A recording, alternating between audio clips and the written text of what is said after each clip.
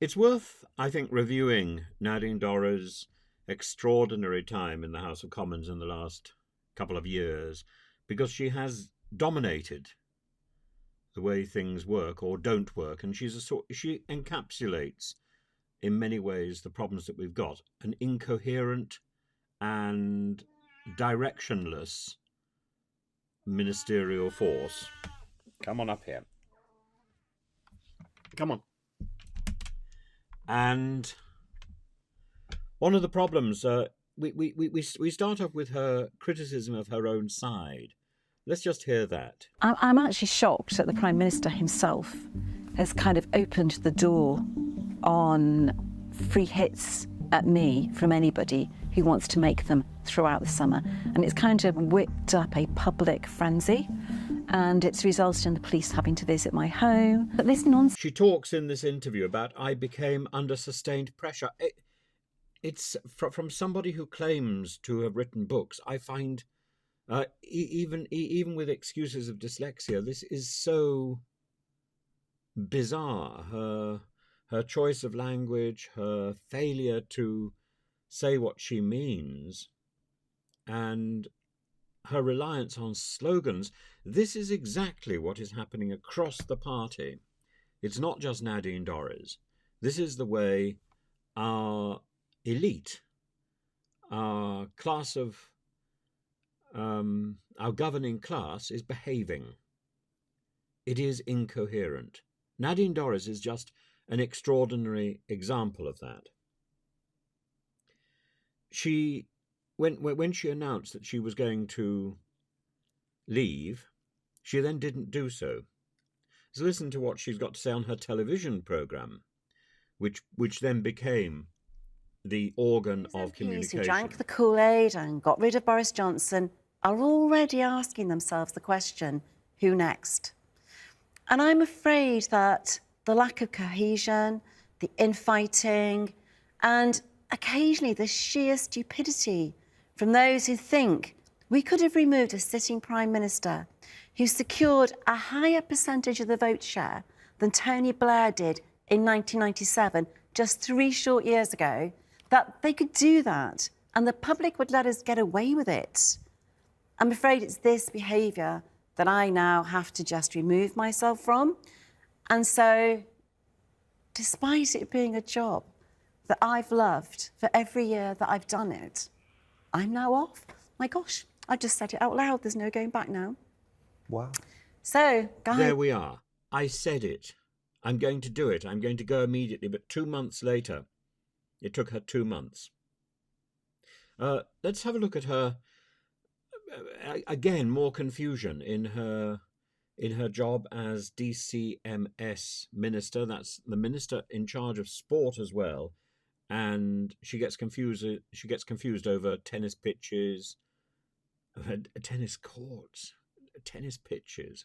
Well, I mean, I can sympathise with that. I would probably say tennis pitch as well. But anyway, if she was more, if we liked her more. Stream your movies. We're responsible for making sure the internet's a safe place for you to go to. We want to make the internet in the UK the safest internet in the world. We're responsible for everything to do with sport, for making sure you've got football pitches and that you have tennis pitches in your communities where you can play. As it is, what we've got from Nadine Dorries, it's this extraordinary arrogance and determination to do things down. So we've got her attacks on the BBC, and then this complete confusion over the way Channel 4 is funded. Let's listen to... I would argue that to say that just because Channel 4 has been established as a public service broadcaster and just because it's in receipt of public money, we should never kind of audit the future of Channel 4 and we should never evaluate how Channel 4 looks in the future and whether or not it's a sustainable and viable model. It's quite right that the government should do that. But Channel 4 is not like the BBC. It's not in receipt of licence fee money. It makes its money from commercial operations. And so, although it's, and... Now, John Nicolson will emerge as her great adversary, and we're going to come back to him in a minute. But what about this one here, where she talks like Margaret Rutherford in blithe spirit, as if she has been in some sort of séance with Boris. We have communicated. But have you spoken to the Prime Minister recently, in the last 24 hours? Why? Why are you asking me that question? I'd like to know. We've communicated. I'm really confused. Is that a difficult question? I'm just asking if you've spoken to the Prime Minister in the last 24 hours. We have communicated. Okay. What has he communicated to you? Well, I'm not going to tell you the extent of my communications with the Prime Minister. I mean, I've answered your question. We have communicated. What is your next question? And when she's trying to be hip, she does her rap with the live mic drop at the end. Look over here. This is how we're improving online safety. The UK is passing some new legislation to make the internet safer for the younger generation. It's effectively a framework to protect internet users from scams, illegal content and anonymous abusers. It will force big tech to stop their terms being breached and puts in measures to defend free speech. But is it true it will impact freedom of expression? No, we put in legal protections in the 19th section. Another thing we're doing to the laws we're passing is tackling online crime and cyber flashing. If companies fail to comply with the law, fail to protect the users that they're responsible for, the regulator Ofcom will have the power to fine. So platforms must keep people safe online. So, but it's not only that, it's also things like the incoherent interviews. The interviews where she seems to be unaware of the impact she has. She just sounds as if she's not there. These two interviews were done about the same time, one on Sky. Coming up on tonight's programme, for a change, a man who is going to clear up a woman's mess. That's Rishi Vowers, he enters number 10. As you were, Sunak's stability extends to the cabinet with the big beefsteak and all cages, but Braverman back at home in the Home Office. Sorry, I've just completely messed that up. Those who lost their jobs in cabinet or as ministers, and I'm afraid anyone who says that this isn't organised. And she just looks lost, doesn't she? She just looks lost again. If we liked her, we would feel pity. She would be evoking sympathy from a sort of vulnerability point of view. I think that would be interesting for an MP.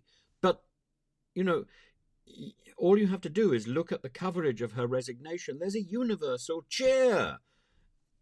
How can somebody be so disliked when she is so vapid and so useless? I don't understand, really, except, and this is really the issue, the DCMS, it seems a trivial and unimportant ministry, but it gets to the heart of our soul.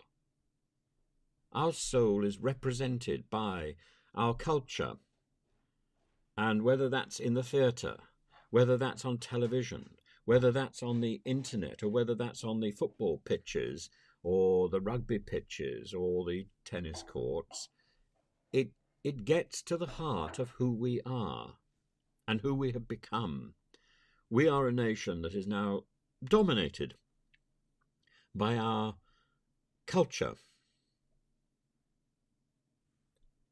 and we're represented by Nadine Dorries. Look here about how, again, she fails to read her brief. She just doesn't really know what she's talking about. And yet she does so with such arrogance and conviction, and she's brought down to earth by John Nicolson. 96% of? There were 56,293 responses when you asked people about privatisation.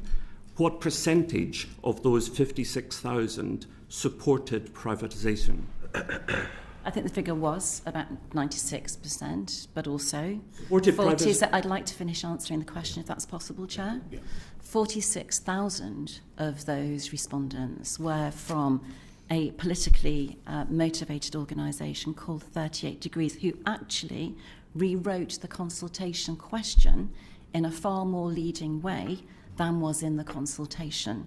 Also, I think also a similar amount of 96% also stated that there were no issues and no challenges facing Channel 4. I think they were the words, no challenges facing Channel 4 at the present moment, which is completely untrue. But I think what is a more important figure, actually, is that in public polling, 53% of the public were not aware that Channel 4 was state-owned, and they thought it was already owned by a private company. Yes, that's quite a vulnerable issue, I think, for you, since my colleague here had to explain that to you at the last session. The answer to the question, of course, is that 96% opposed privatisation. And here we've got the Speaker of the House of Commons acknowledging that had she not resigned, she would be facing serious problems. I note the committee itself, of which the honourable gentleman is a member, has said, had Miss Dorries remained the Secretary of State, driving policy of selling the channel, we may have sought referral to the Privilege Committee. But as her claims have not been inhibited, the work of the committee, and she is no longer has a position of power over the future of Channel 4, we are instead publishing this report to enable the House and its members to draw its own conclusion. So I consider it appropriate to respect the committee's assessment of the situation. As it was, on a technicality, the person who was facing serious problems was her adversary, John Nicholson. A nice fellow, frankly, and a former journalist. He knows what he's doing. Nadine Dorries, the former Culture Secretary, appeared before the Culture Select Committee in the House of Commons, and she told us a story that I just didn't believe at the time. She said that she'd appeared as a politician and she'd lived in a housing estate and made a programme with lots of folk who lived in the housing estate for Channel 4. But she said that while she was there, she discovered that they weren't real people, but actors. And this is what she told the Select Committee. I didn't believe her. Channel 4 conducted an investigation, found that what she'd said was entirely untrue. And the Select Committee, on which I sit, has now published its own report. Let me read you the conclusions. We do not find either the original claim or the clarifications from Ms. Dorries to be credible. And remember that Nadine Dorries was in charge of Channel 4's future because as Culture Secretary, she wanted to privatise it. So this report from the all-party Culture Select Committee concludes, we are concerned Ms. Dorries appears to have taken an opportunity under the protection of parliamentary privilege to traduce the reputation of Channel 4. This is damning stuff. She cannot be sent to the House of Lords. And she complains. She complains that my constituents think they've been ignored. This fiction that her constituents have been ignored. Or what about the letters from Flitwick and the letters from Stafford, from her constituency councils? She would dismiss that as simply being left-wing. But, you know, her concerns for individuals are again mirrored by her utter contempt for the people she shared time with in for example, Tower Block of London. She is prepared to dish the dirt in public when people cannot reply, when people cannot answer back, because they are ordinary people without a voice. She is an extraordinary person with a voice on television, with a voice in Parliament, with privilege, and she is dishing it down and doesn't answer, and I feel that's deeply wrong. She had an opportunity, for example, to look into the problem of reality TV, and she herself was a product partly of that thing, and she hasn't done that. Again, this privilege and this contempt for what ordinary people feel.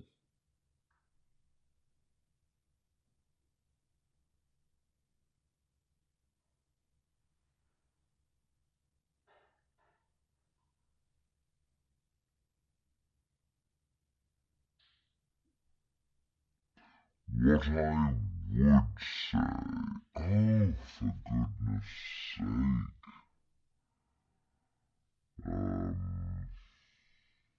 listen to this one.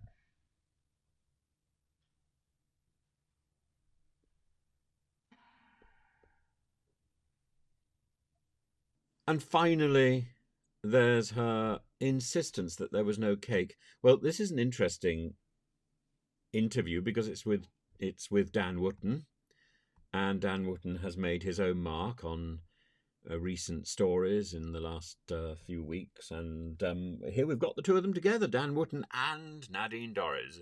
Feast your eyes on this, though there's no cake. The word Partygate is just, it's a misnomer. Number 10 is an office building with an iconic front door. And it was a workplace. Parties, as far as I'm concerned, take place socially. This was people in their own workplace. But I think it's, the tag Partygate is an easy tag to put on something it's just, it's just a gimmick title. But I think it's actually quite it's misleading. But I know from the Prime Minister's perspective that walking from one meeting to another in a different room, from his office into the cabinet room, and being met with the cake that you never saw, that stayed in the Tupperware container. So I was with him in cabinet, after this all came out, and he went to me, there was no cake. He seemed to be very, he couldn't understand why people were talking about a cake. He never saw a cake.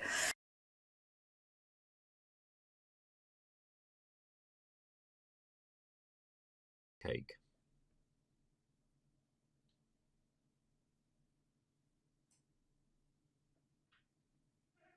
As I say, when she was announced as the Minister for DCMS, I thought this is very exciting. We've got somebody who's a real writer, somebody from the north with her finger on the pulse of real people, and she's got a real understanding of what a constituency MP should be doing.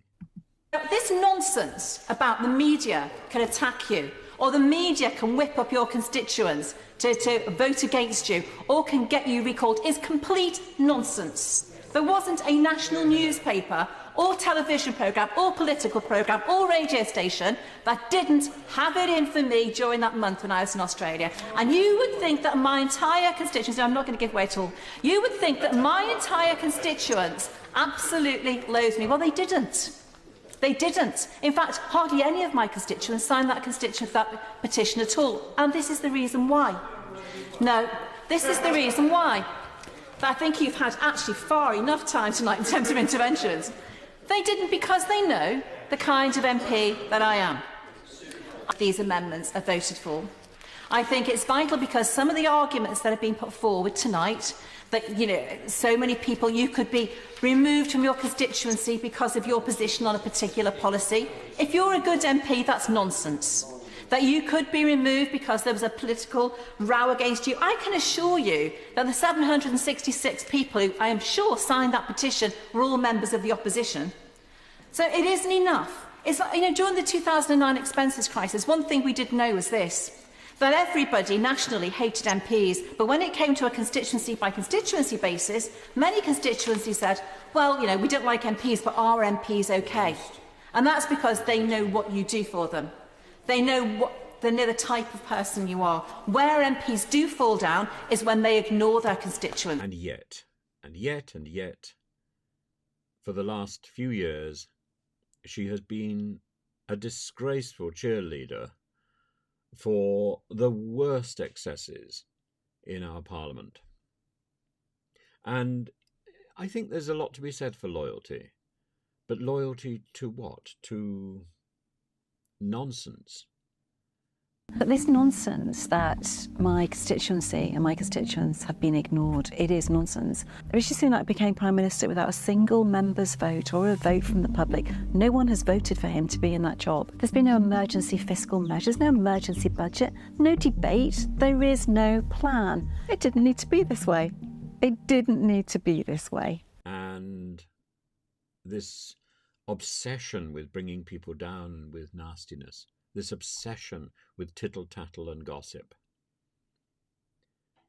and she thought that she deserved a place in the House of Lords.